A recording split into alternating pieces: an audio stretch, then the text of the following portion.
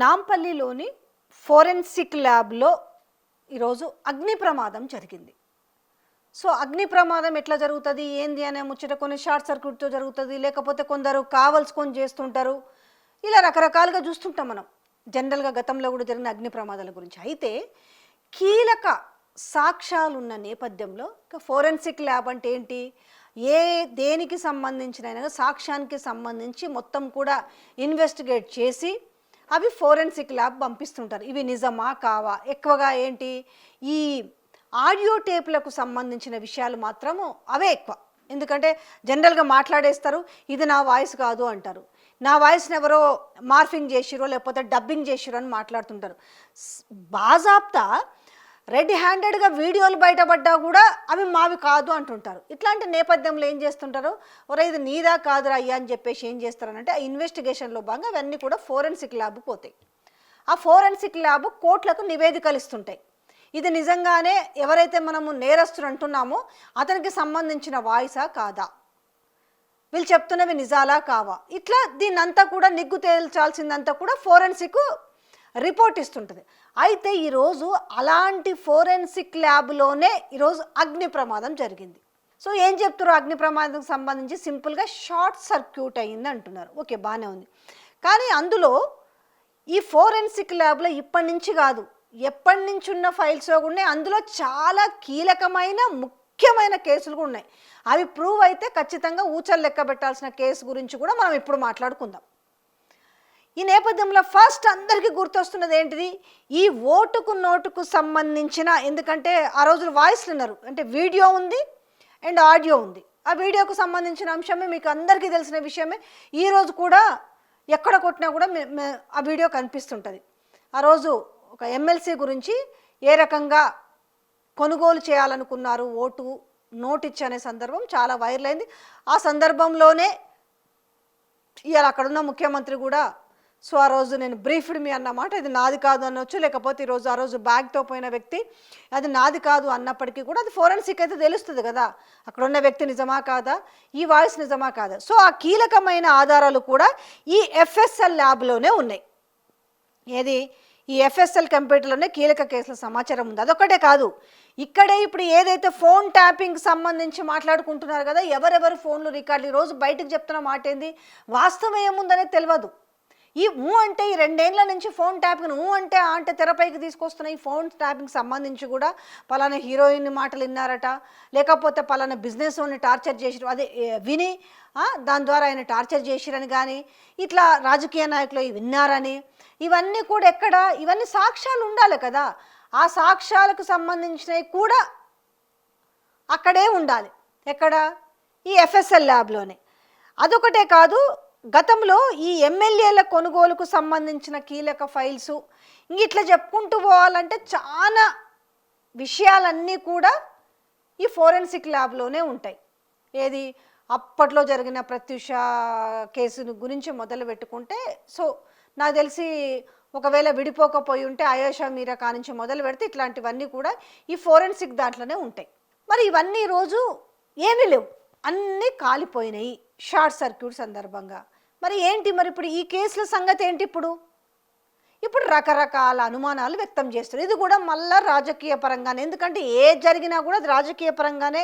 ఎందుకంటే ఇవన్నీ కూడా ఈ మ్యాక్సిమం ఇందులో ఈ రాజకీయ నాయకుల కేసులు ఉంటాయి. ఈ కొన్ని ఇప్పుడు ఆయేషా మీరా లాంటి కేసు కావచ్చు, లేకపోతే కొన్ని కేసులు ఉంటాయి కదా, ఇవి ఎక్కడికి లింక్ పోద్దంటే మళ్ళీ అది రాజకీయ నాయకుల కాడికే పోతుంది. సో చాలా సాక్ష్యాలు అందులో ఇంపార్టెంట్ అన్నీ కూడా కీలకమైన డాక్యుమెంట్స్ అన్నీ కూడా దాంట్లోనే ఉంటాయి. ఈరోజు అవి పోయినాయి. ఇందులో రకరకాల అనుమానాలు. ఇప్పుడు ఏంటి, ఈ ఓటుకు నోటుకు సంబంధించిన ఇంపార్టెంట్ అయినది ఉంది కాబట్టి రేపు అది ప్రూవ్ అయితే ఆ సదరు వ్యక్తులు జైల్లో ఉండాలి కాబట్టి వాటిని లేకుండా చేయడానికి జరిగిందనేది ఒక అంశం. ఇందులో పోయిన వాటిల్లో జరిగేది మాటలు ఇంకా రేపటి నుంచి మనకు ఉధృతంగా వినిపించే మాటలు కూడా ఈరోజు నేను చెప్తున్నా. ఇక రెండోది ఏమంటున్నారంటే, ఈ ఫోన్ ట్యాపింగ్ సంబంధించి ఏమీ లేని కాడ ఉందని చెప్పి ఒక ఫ్లేర్ అప్ ఇస్తున్నారు కదా, రేపు అది ప్రూవ్ చేయాలి కదా. రేపు కేసు మెడకు చుట్టుకుంటుంది, ఎవరికి? ఈ ప్రభుత్వానికి చుట్టుకుంటుంది. ఏదో ఉంది ఇప్పటికీ అంటున్నారు. 2 సంవత్సరాల నుంచి కేసును కొనసాగిస్తున్నారు కదా, మరి ఎందుకు తేల్చలేదు? మీ దగ్గర ఉన్న ఆధారాలు ఏంటని రేపు ఇక సివియర్గా ఇప్పటికే కోర్టులు ప్రశ్నిస్తున్న నేపథ్యంలో రేపు సివియర్గా ఇది బాగా మెడకు చుట్టుకునే అంశం వస్తే ఏమీ లేనప్పుడు ఏం చేయాలి? అన్నీ ఉత్తుత్తువే క్రియేట్ చేసినప్పుడు ఇవి లేకుండా రేపు లేవు, అవి ఏమీ లేవు, మా దగ్గర ఉండే కానీ ఇవి షార్ట్ సర్క్యూట్ వల్ల ఇవన్నీ కూడా ఆధారాలు పోయినాయి అని చెప్పడానికి ఉపయోగపడుతుంది. ఇక రెండోది ఏంటిది? ఇదే ల్యాబ్లోనే ఎమ్మెల్యేల కొనుగోలుకు సంబంధించిన కీలక ఫైల్స్. మునుగోడు బై ఎలక్షన్స్కి ముందు కూడా మీరు చూసిన ఒక ఫామ్ హౌస్లో బీఆర్ఎస్ ఎమ్మెల్యేలను ఏ రకంగా కొనుగోలు చేయాలనే ప్రయత్నం చేసిరు అనే దాని మీద పెద్ద ఎత్తున ఒక సంచలనమైన వార్తలు వచ్చిన నేపథ్యంలో ఇప్పుడు రేపు అది ప్రూవ్ కావాలన్నా కూడా ఆ ఫైల్స్ అన్నీ కూడా ఎక్కడ? ఆ కీలక సమాచారం అంతా కూడా ఈ ల్యాబ్లోనే ఉన్నాయి. ఈ నేపథ్యంలో ఈ ల్యాబ్ ఈరోజు షార్ట్ సర్క్యూట్ అయింది.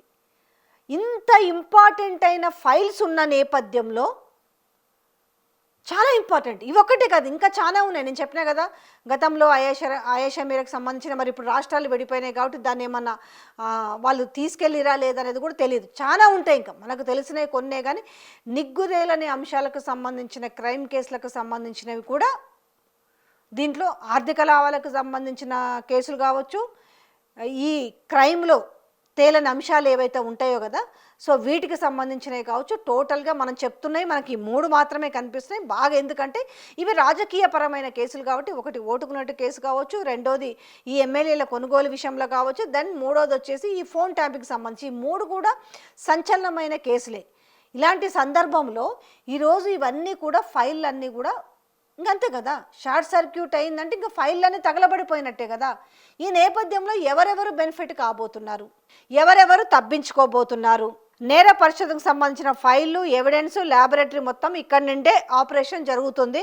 ఏ ఫైల్స్ తగలబడ్డాయి ఇంకా స్పష్టత అయితే లేదు, కానీ ఇప్పటికైతే షార్ట్ సర్క్యూట్ అయిందన్నప్పుడు మనకు ఆ మంటలు ఇంతవరకు కూడా, ఇప్పుడు నేను వార్త చేసేటప్పటికి ఇంకా మంటలు అదుపులోకి రాలేదు కాబట్టి ఏమున్నాయో ఏవి లేవో ఇంతకైతే స్పష్టత రాలేదు. ఇవైతే అందులోనే ఉన్నాయి. ఏవి? ఈ ఓటుకునేటికి సంబంధించినవి కావచ్చు, తర్వాత ఎమ్మెల్యేల కొనుగోలుకు సంబంధించినవి కావచ్చు, ఈ ఫోన్ ట్యాంక్ సంబంధించినవి కావచ్చు. సో ఇప్పుడు ఏం చెప్తున్నారంటే షార్ట్ సర్క్యూట్ కారణంగా అగ్ని ప్రమాదం జరిగిందని చెప్తున్నారు.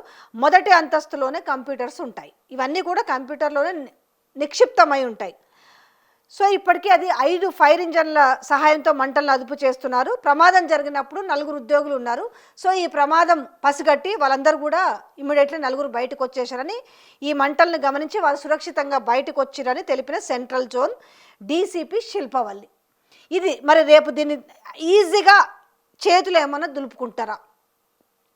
సో దీనిపైన ఇప్పుడు ఏదైతే ఈ ల్యాబ్లో జరిగిన ఈ ఫైర్ యాక్సిడెంట్ పైన, ఈ ఫోరెన్సిక్ ల్యాబ్ ఫైర్ యాక్సిడెంట్ పైన ఎక్స్ వేదికగా బీఆర్ఎస్ వర్కింగ్ ప్రెసిడెంట్ కేటీఆర్ స్పందించిండు.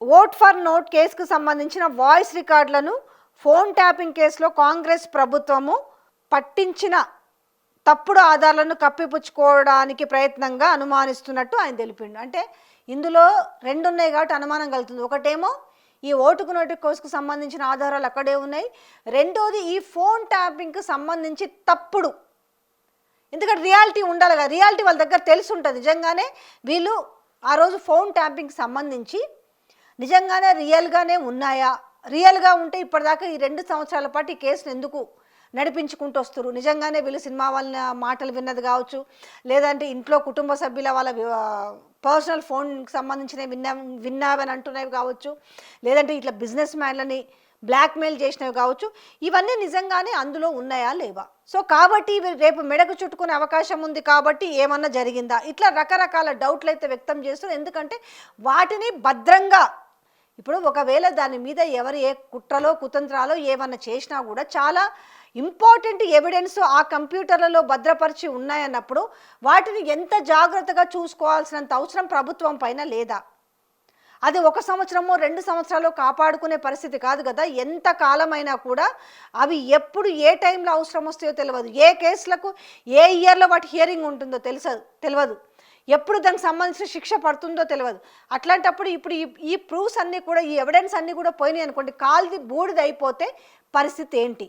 అయితే ఇక్కడ ఏంటంటే చివరిగా చెప్పొచ్చేది, ఇప్పటికైతే స్పష్టత రాలేదు. ఇప్పుడు 5 ఫ్లోర్లలో మంటలు అంటుకున్న నేపథ్యంలో ఫస్ట్ ఫ్లోర్లోనే ఈ కంప్యూటర్స్ అన్నీ ఉన్నాయి.